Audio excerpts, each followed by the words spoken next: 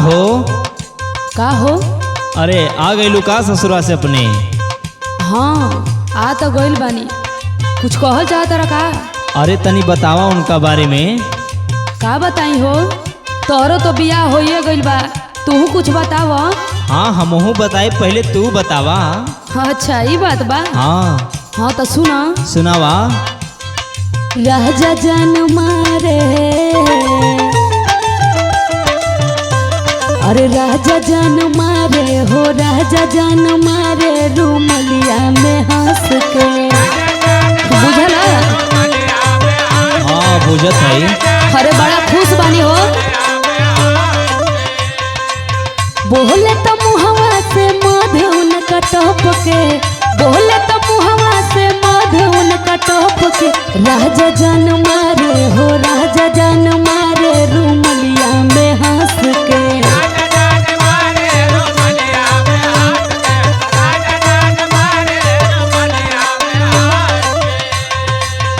अरे तू कुछ बताव। अच्छा तो सुना। बोला बोला। अरे गोरी जान मारे,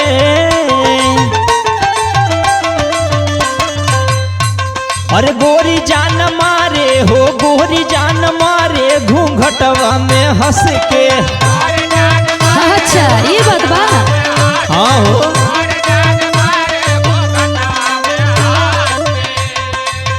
भाई के उसूत जाली बहिया में कस के। सुनत हो ना? हाँ हो।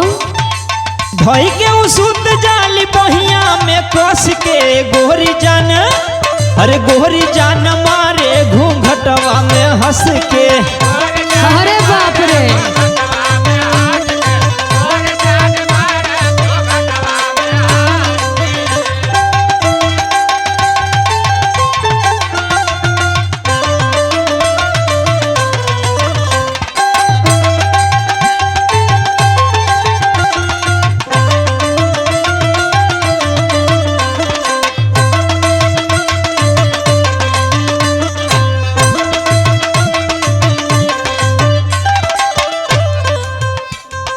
देखो का हमारा बारे में पूछो तारा। हाँ तो बतावा। जवन तू सोचा तारा ना, हाँ वो बात नहीं खे। बुझला? अरे तो का भइल बा ओके बतावा। अरे बड़ी भाग से मिलल बाड़े। अच्छा सुना। सुनावा।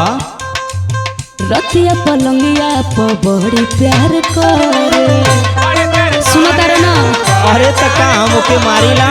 हाँ हमारा के बहुत माने ले हो।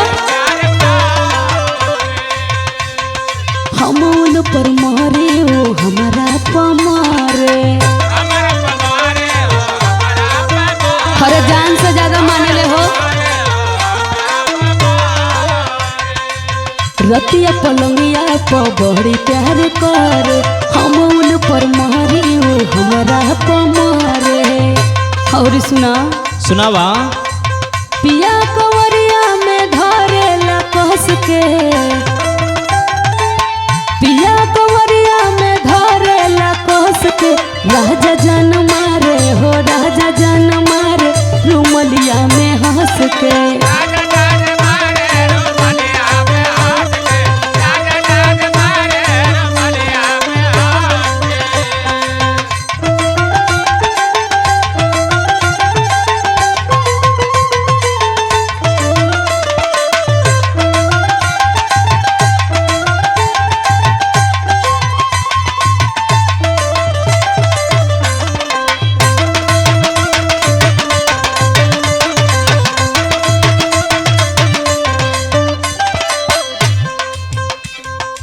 अरे तो का हमार वाली कमजोर है का? अच्छा सुना। का कहत रहा? बोलो। आँखी के कजरवा लागे जान मार हो,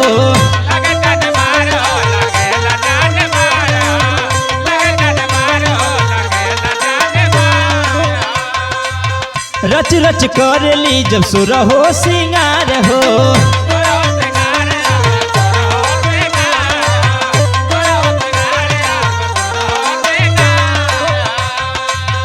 आँखी के कजरवा लागे जान मार हो, रच रच कर जब सुर हो सिंगार हो।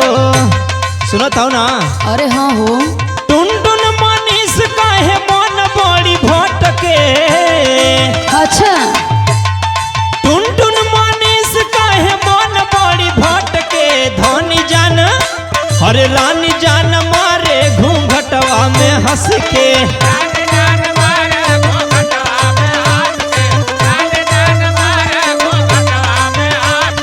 राजा जान मारे रूमलिया में हंस के। गोरी जान मारे घूंघटवा में हंस के। राजा जान मारे रूमलिया में हंस के। धनी जान मारे घूंघटवा में हंस के। हाँ तब काहे पीछे पीछे मर्डर आता रहा। आदत से मजबूर हैं।